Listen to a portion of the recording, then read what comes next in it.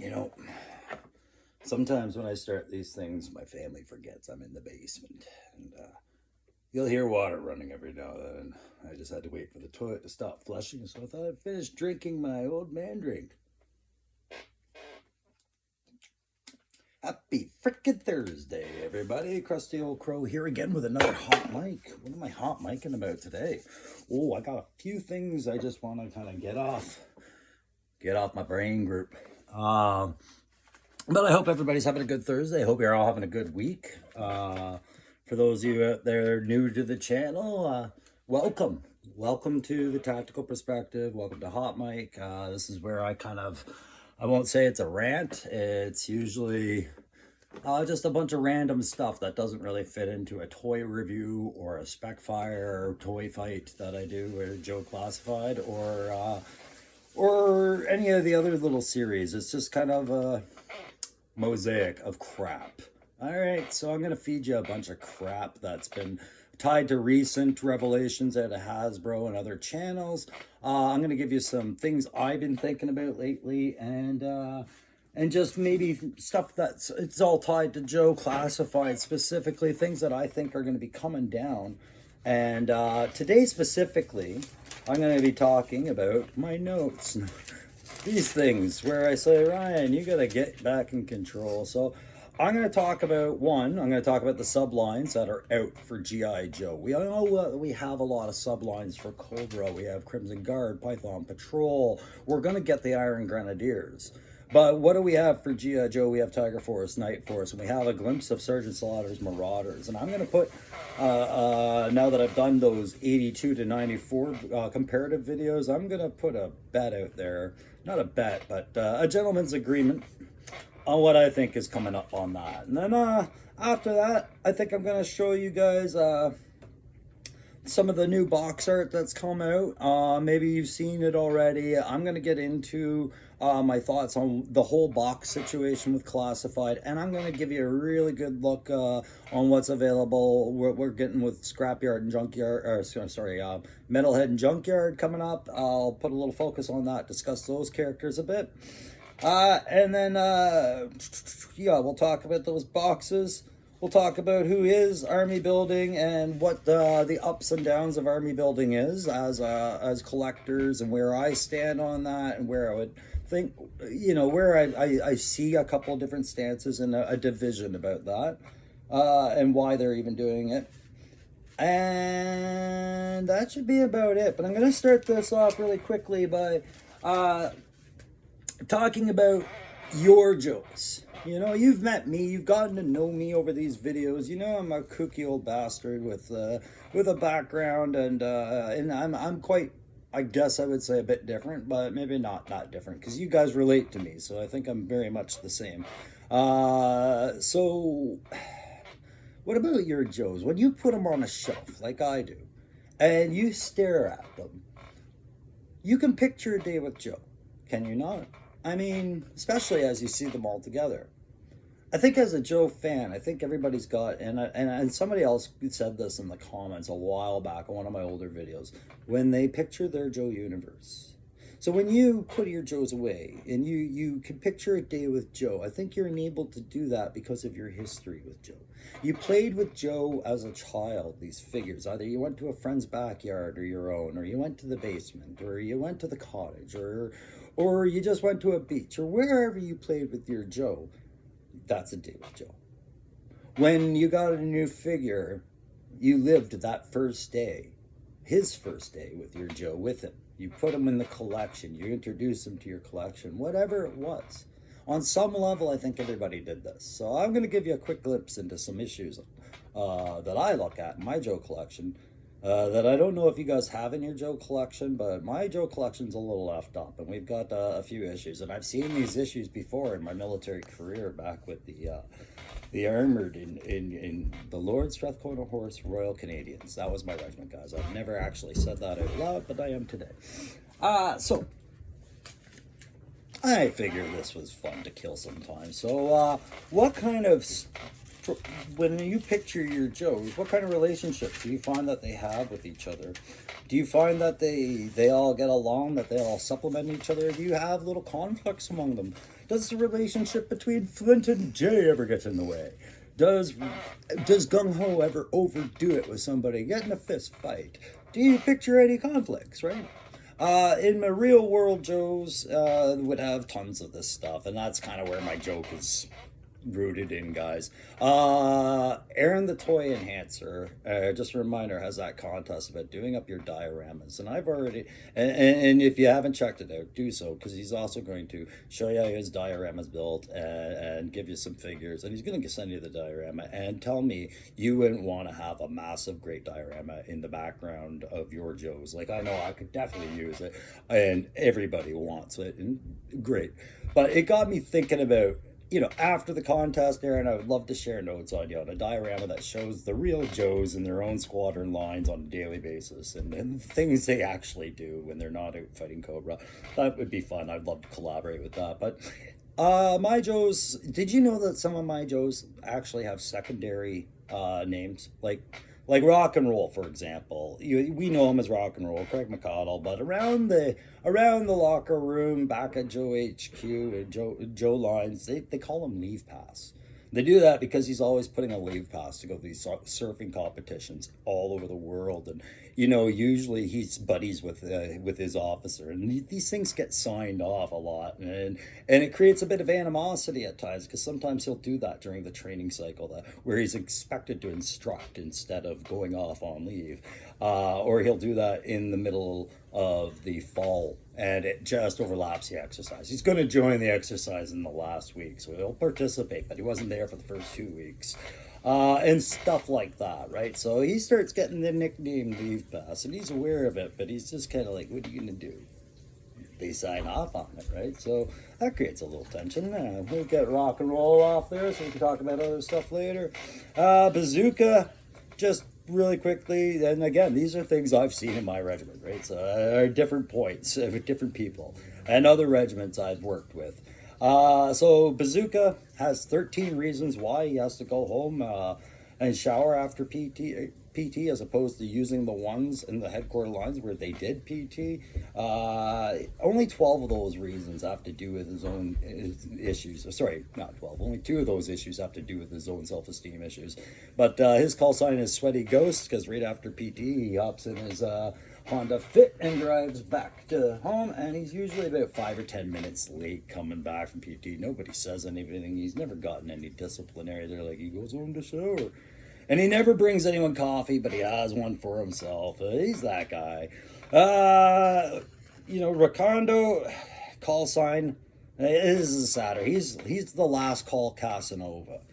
He's recently divorced after about 4 years with his ex that everybody met, but nobody got to know too well, Lola. It didn't work out. Thank God they didn't have kids, but she still got half of everything.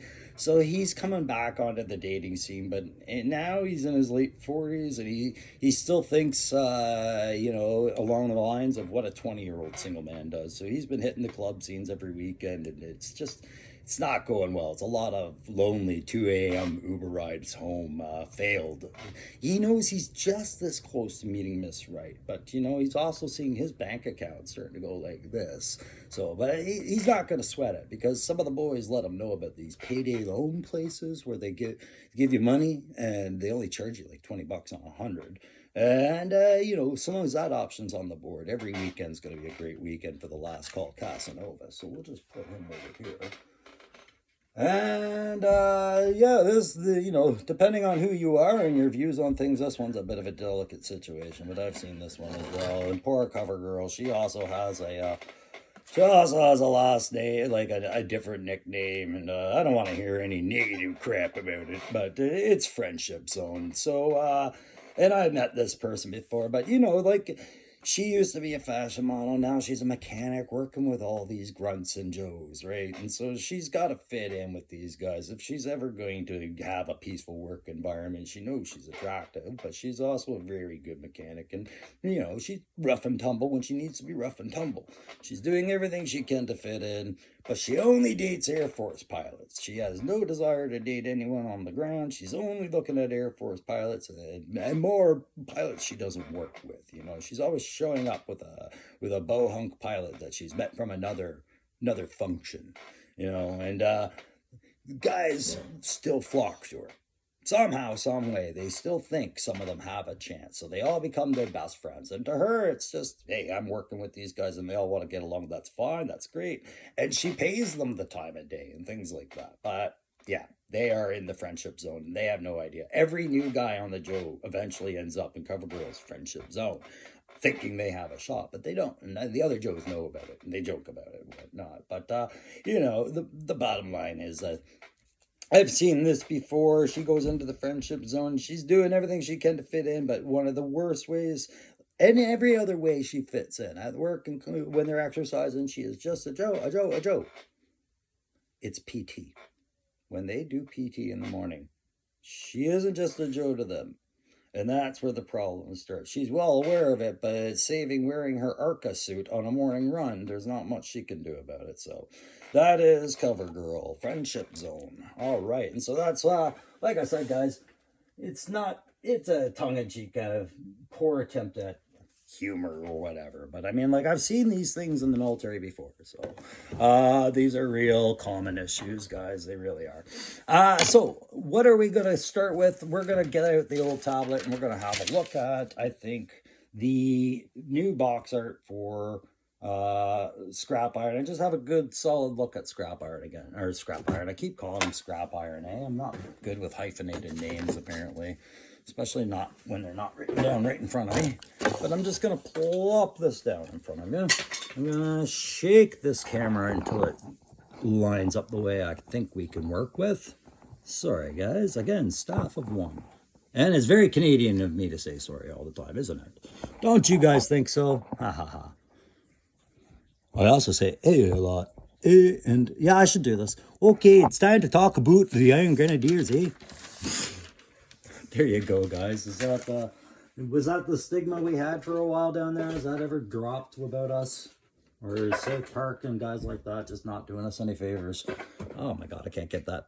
Okay, so with the new box art, guys, really quick, as we scroll through these pictures, you do have the side picture of him now, and it is carried over, but I brought some questions because I hadn't seen a lot at the time about this box, the clear boxes. These are just coming out kind of deal. I know we've seen images of the clear boxes, but I had to think about this because I've been kind of frustrated, as many have been, with Hasbro's inconsistency with their boxes, if you will. Pardon me while I try and figure out how to present this to you. At least you see the thing moving if you're fast forwarding, right? Clear boxes, I was kind of against at first. I felt like it was a slight to all the people working on the art and storytelling of the front of the box. And I present to you, I have these on a silver platter in the background. My evidence as we go here, and it's going to come back to that tired old issue of buyer beware, and where the consumer is responsible and where the quality control people are responsible and who should be mad at whom. Oh my God. And I think this is the way that we're going to see that conversation become less and less and less. Think back to it, guys. If we go back, and I'm going to just grab my tablet, bring you back up here. If we go back to before all times, you know, when we had the original Joes, you could see in that package. And what would happen if you could see a broken crotch piece or thumb in that package, or a warped figure, or some sort of defect? You wouldn't buy it. It would just sit on that peg for the rest of the duration, and it would never sell, right? Or maybe somebody bought it, but they've had the opportunity to stare into that package and notice if there was an obvious or problematic defect. So the problem of quality control when you have a transparent package becomes less about let me word this better. The problem with quality control starts to fall on these big box stores and the places actually selling them. It starts to fall on them to notice that these particular one-offs are sitting on the shelf and not selling, and look at why, realize it's defective, and then either place it on clearance or send it back to your distributor and count it as defective stock, right? This was an easier way to do this when the consumer could see exactly what they were looking at and buying. And at 50 bucks Canadian, I think, rounding about for this figure, I certainly appreciate the advantage of seeing what I'm buying first. So while I am a big fan of the box art and the storytelling on the box art, it's not gone. It's just changed, and I had to kind of wrap my mind around it. So as you look, pardon me, we'll get rid of this. As we look at the images of Metalhead, you know I wasn't a big fan of that concept of the missile launching body harness. Like here I said, this was a mistake. He didn't know that it was going to be that kind of a recoil. He's flying through the air out of control here. But you know, it's growing on me in the images they do. They do a stellar job with their dioramic photos of these guys to help prep you for handling it. But we all know no photo ever preps you for ever putting the figure together and looking at it up close in your hand, right? And the digital renders, while they're useful on the box, they do tell you kind of what you're supposed to expect. Again, what's the wording here? The dioramas in the background and things like that are things that a lot of collectors are looking forward to for as far as those Easter eggs and inspiration behind the character, how they should visualize it. Maybe they're not visualizing it the right way, but you put them in a certain atmosphere, you're like, oh yeah, he makes perfect sense, right? And so I think when we go to that back box art is where we're going to see that. And I do have an image of it here. That isn't going away. It's just shifting over to the back. Okay, so that massive back box art that used to be dedicated to strictly like large Viper Island schematics and other kind of senseless stuff, they're retaining that from this current, like the last line, like what you saw before. It's just that the Easter eggs will now be on the back of a box if you're going to find them, and I'm okay with that because now you get the Easter eggs and you get the ability to inspect your figure, see all the kit. And it's almost like seeing it up close because, like I said, seeing those head sculpts up close and seeing the little fine details, sometimes what a patch says, sometimes where a nozzle has a switch, will make all the difference. And seeing them online, while it prepares you for it, it doesn't always do it the justice they're due. And clear box packaging, I think is a big solution. So there's the ones of Mutt. You're going to see all the hands. Now imagine you can now see maybe you could see some white around the joints of the knees against that green. Now you can put that back and go and see if that carries over to another one. Any, you know, medium or below kind of quality control issue that you can see. There's going to be some you won't be able to see at times, like how stiff a joint is locked in, and or maybe it's fused or anything like that. But you can see some of them, like warped weapons or a major paint defect or things like this, or, you know, so you get it.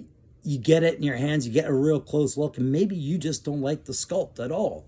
You can do that now. You don't have to open the box to find out. And I think I've said more than enough on that. So we've got the back box art for them and where they want you to focus, right? So I'm excited about this. If you guys, I think everybody's had the opportunity to get their pre-orders in. I'm pretty sure the ones who want it know about it and are getting it now for the pre-orders, and we should be seeing these soon. So I'm pretty excited to see all that going on. I'm looking forward to getting my copies. I know probably most of you are looking forward to yours. Is anybody not getting these? Is anybody got a beef with either them being deluxe sets, or just not a fan of Iron Grenadiers, or even not a fan of Mutton Junkyard? You know, did Daddy lock you in the basement with a dog he brought home from the pound for? Do you have a grudge against animals? I don't know. Tell me in the comments, guys. It's fine. So yeah, that's enough about Mutton Junkyard. They're coming out. 60th anniversary soldier. That's the troop builder that we're seeing the most images of right now, and he's got his box art out there. We've seen it for a couple of days now, same as Big Boa and what he's coming with. And again, that transparent packaging also gives the consumer an opportunity to change their mind about a character they might be passing by. For example, myself, right? I have no desire to own a Big Boa. I've told you this a few times. I do have every desire to own a minimum of 2 of these, or a maximum of 3. But I would settle for 1. But I wouldn't sacrifice buying a second one of these to get my first of these, right? And the big clear box is allowing me to verify that my gut feeling was right about that. So we're going to move in now to talk about what we think about the next line will be, guys. So we already know, like I was saying, Cobra's got their whole troop builder assembly thing going on with so many different troop builders. You have the original blue troopers and officers, Python patrols available. You've got the Crimson Guard. You've got more Vipers than you can handle at this point, and you've got some Arctic stuff coming. And who am I missing out of that? The Arctic Guard, Python Patrol, Crimson Guard. Oh, the Iron Grenadiers are on their way. There's another one coming, and then you've got your Dreadnoks all coming. So, like, we know that the Cobra sub forces are all available, and you can kind of collect a thematic Cobra army. As far as Joe goes, thematics are becoming tight, right? So we have Tiger Force, and you can pick that up at lots of different spots, right? Like, I think for the States, Target and whatever. For Canada, Tiger Force is commonly found at Toys R Us and GameStop. Night Force is not as commonly found. Even places like GameStop that normally get a wider assortment of characters than others, I find, in my experience anyways, out here in Ottawa, Ontario, Night Force is very hard to get because it's so linked to Walmart exclusive.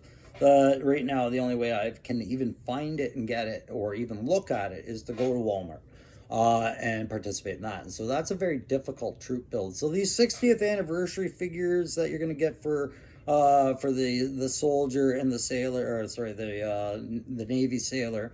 These are going to be troop builders. You've heard me talk about that a couple of times now, and then we should expect the other ones from the original 30th anniversary line, where we see the pilot and the other type of soldier. I can't remember off the top of my head. So you could build your troops that way. And of course, we have the steel core, and more Joes are coming with an alternative steel core helmet. So you can kind of really dial in all that. And if you watch some conversion videos, you'll learn how to swap vests and do part swaps and things like that. I have been dabbling in that. It's working. So troop building and everything like that is a questionable subject to me, because I don't plan on doing massive troop builds. I do small representations, whatever looks visually satisfying on my shelf, and I don't need to overdo it, especially not at $35 a pop here in Canada. Like 25, I guess, down in the States is your law of averages there. So troop building is one of these things where it's kind of an indulgence. Now, I can see why people do the indulgence, and if you're definitely in an economic state where you can do that indulgence for yourself, by all means, there's no judgment here. I envy you, actually. But I do see a problem with some people going beyond their means to do this, right? I would be one that would fall under this. I am not really good with my own money. That's why I handed all my finances over to my wife. God love her. She takes care of it, and she gives me my money, and I am taken care of, right? And that is accredited to my severe ADHD. It's something that I can't control that other people can control.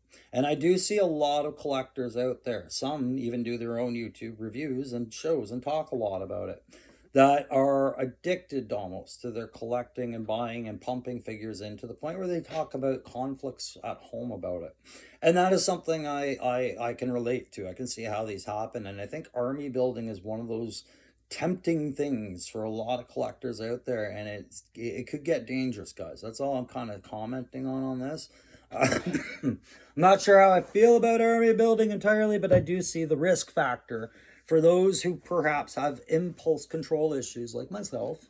And guys, you haven't seen impulse control issues here because this has all been a collaborative discussion with myself and my family, right? It's not because I'm going behind their backs and buying everything. So where do I see more Joe lines, guys? If you saw my other reviews, we talk about Star Brigade for a second. Do I see Classified doing a Star Brigade? Not particularly, no.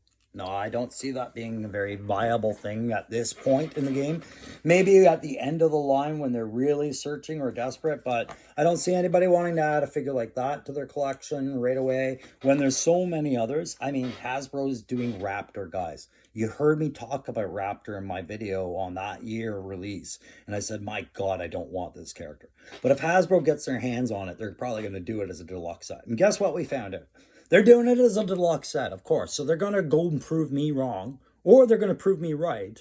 And they're going to do an amazing Raptor figure, and I'm going to get it. And I'm going to be like, oh, damn it, I was wrong. It's a great figure. Make me like it.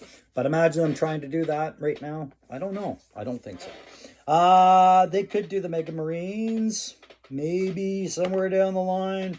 But there's a hokey little stigma I find attached to Mega Marines that has a lot to do with that goop that we would probably not be receptive to. I don't know. Like Eco Warriors, I think is a lot of the same problem. These are Novelty Joes. These are dollar store gems. These are put your dollar or your coin in the machine, pull out the little bubble. Oh, I got an Eco Warrior toy. That's what I think of those, and I don't see those guys doing it. Now, one that I do think they need to do, and you've heard me talk about it on the other video, because it did show up, is the October Guard. They have at least 2 October Guard done up in their regular series. There was Red Star and Big Bear, and I think I got a crumpled up Big Bear in here somewhere. I think these need to happen, and I think it needs to happen for a couple reasons, guys. The October Guard also have a stigma attached to them in that everybody thinks they're Russian, and they're not.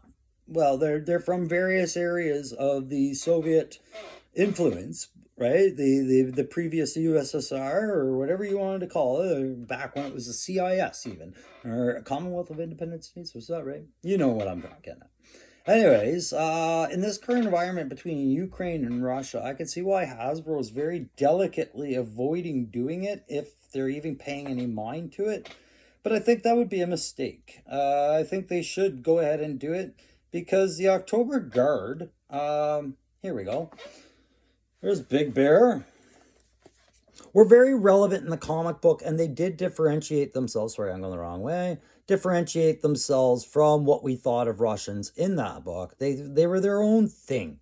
Independent soldiers, just like Joe, like not independent, but distinguishable and identifiable, unique bunch of soldiers, just like Joe, but from a different continent. And they did work with Joe in the comics. Yeah, they kind of double-crossed them, things like that. But it was a great concept, and it should be brought to light. And I think we need to embrace it and just, put it out there.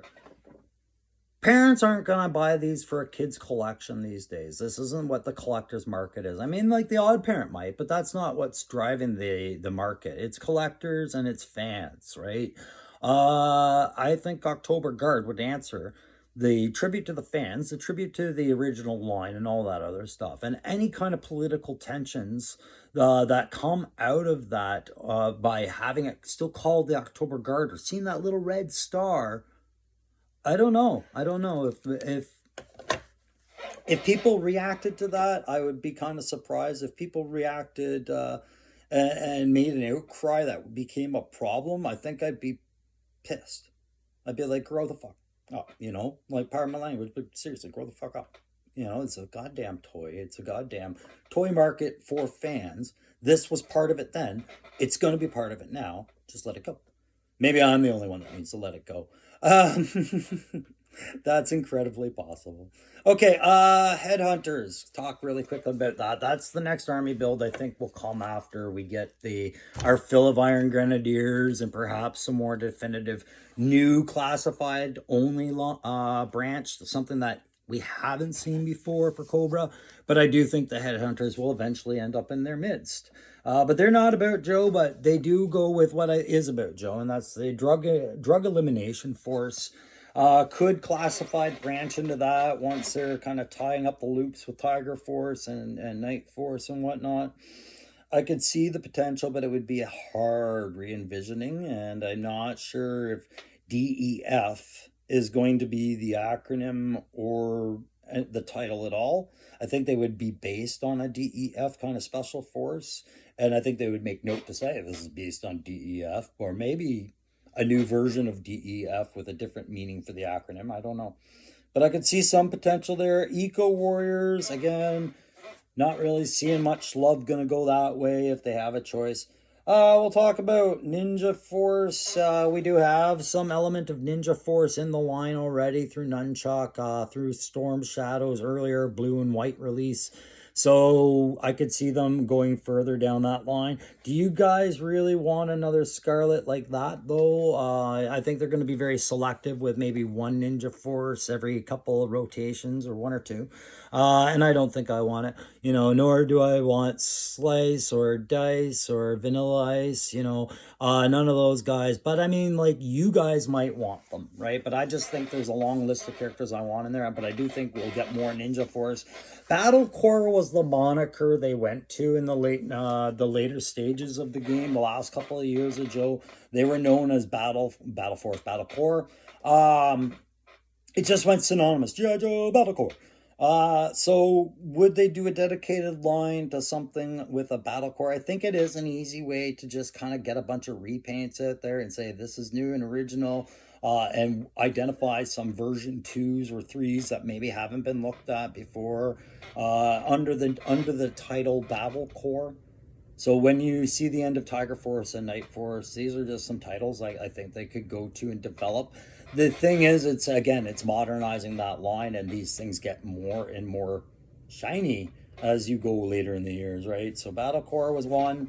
You could throw Bazooka, and you could throw Barricade. You heard me talk about Barricade. I don't really care about the Bazooka. The Mega Marines, I don't see them doing them. They were really over the top, like I said. Star Brigade, over the top.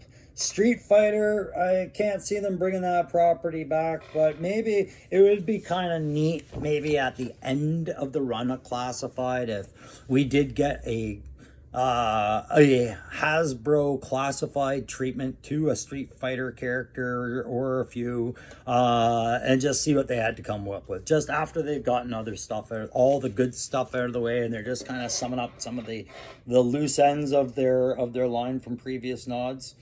Shadow Ninja Force, again, not just Ninja Force, Shadow Ninja Force would invite more repaints and could breathe a little bit more pulse into the Ninja Force line for Classified down the line once they've, again, I see that more at the end. I don't see much demand for it right now.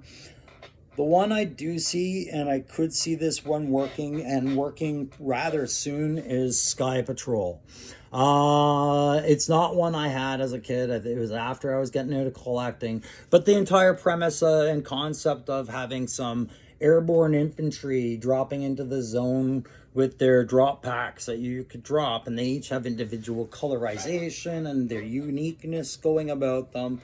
I could see some interesting Classified line figures coming out for that, just like I could with the October Guard. And I do think that if I was at Hasbro right now, those were the two properties I'd be looking at going, yeah, these are the next two on my list for when Tiger Force, Night Force, and are done. Is definitely carry on with Sergeant Slaughter's Marauders for sure. Include the Renegades in that, because you already started with Barbecue, and there's a demand for Mercer. You have enough Viper molds to do it. But the two I would add to that list are the Sky Patrol and the October Guard. So that's about enough of that. So I talked about all that stuff there. Yeah. The last part I would say is just I'm kind of curious, when we are criticizing these figures, some of us are doing this as like I said in another video, I do it as 11-year-old Ryan You know, and there's that satisfaction right away. But every now and then that 50-year-old Ryan creeps in and starts getting annoyed with certain things that I see on the figure that don't make sense, or that weren't produced properly, that slid past QC, etc., etc. And then I see a lot of discussions about it online, and the question I keep coming back to is, can we even call it a toy? Can we just call it a collectible?